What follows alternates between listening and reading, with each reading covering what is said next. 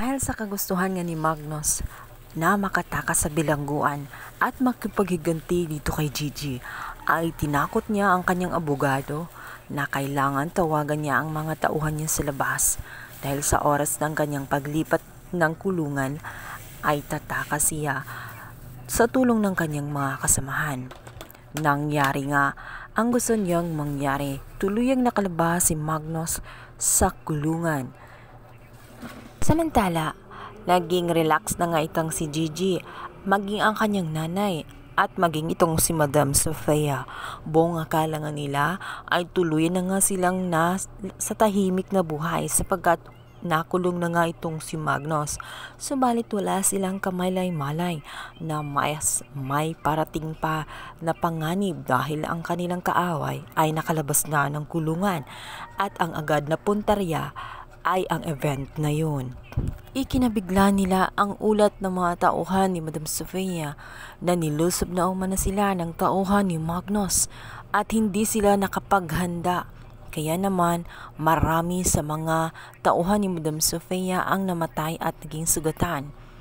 Mauubos na sila at konting-konti na lamang ang natira.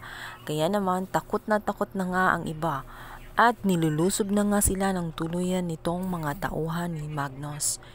Gigil na nga si Magnus na makaganti ng tuluyan dito kay Gigi. Nais niya na siya mismo ang papatay dito. At maging dito nga kay Madam Sofia. Dahil siya nga ang dahilan kung bakit siya bumagsak. Ang plano kasi ni Magnus ay aalis ng bansa. At bago mangyari yun, papatayin muna niya lahat ng mga naging kaaway niya kasama ang mga kamag-anak nitong si Gigi at ang isip niya wala siyang ititira.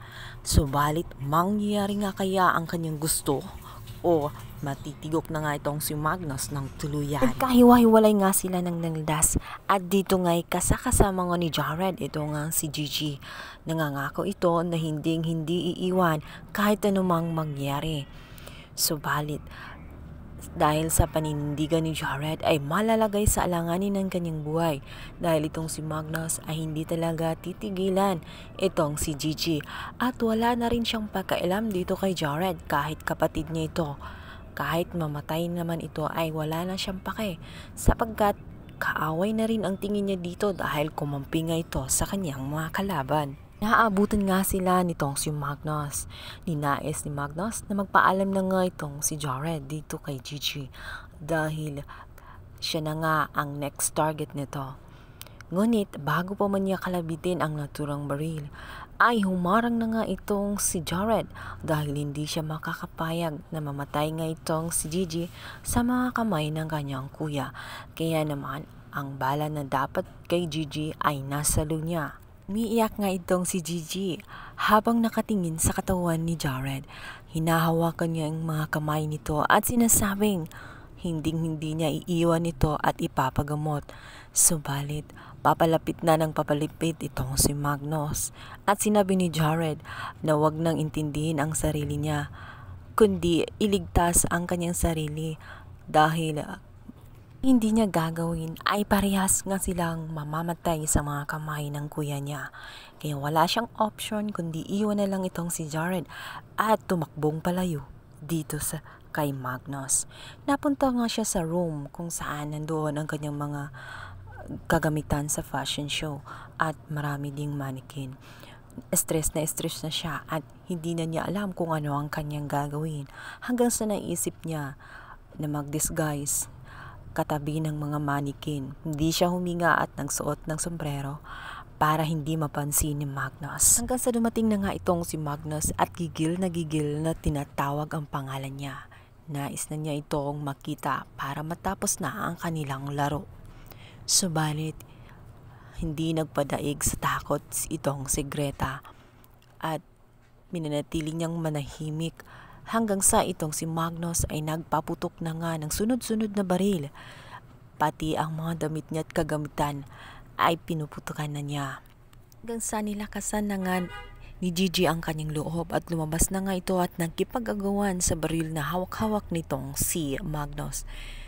Sunod-sunod nga nakalabit ito, subalit dahil sa malakas nga itong si Magnus ay nakuha niya ang baril. Akma na sana niyang babarilin. Ito ngang si Gigi, subalit nang kalabitin na niya ito ay saktong wala ng bala. Kaya naman minalas talaga ng sobra itong si Magnus dahil nasa harapan na nga niya si Gigi, subalit sakto naman na naubusan siya ng bala. Ngunit hindi tumigil nga itong si Magnus dahil kung wala ng bala, pwede niya itong patayin itong si Gigi ng mano-mano. Matutuloy nga ba talaga ang kanyang plano na patayin itong si Gigi or makaligtas pa kaya si Gigi sa tiyak na kapahamakan? Ngunit ito lang ang sigurado, isa sa kanila ang mabubuhay at isa sa kanila ang mapaparusahan. Samantala, ito nga si Riley ay nasa loob na rin ng kulungan. Pinagdudusahan na ang kasalanan na kanyang ginawa. Maging itong si Blair ay nararamdaman na rin ang tunog ng karma dahil nagdurusa na rin ito ng labis. Nawalan na ng tirahan at pinapalayas na nga sa kanyang apartment sapagkat hindi na nakakabayad. Isigaw si Blair na balang araw makakaalis siya sa kanyang kinalalagyan at sisikat siyang muli at hahangaan ulit siya ng mga tao. Subalit hanggang doon na lamang sapagkat ang karma ay umayakap na sa buong Elite Squad. At sigurado ding itong si Magnus ay may kalalagyan na nga at makakamit ni Gigi ang hustisya.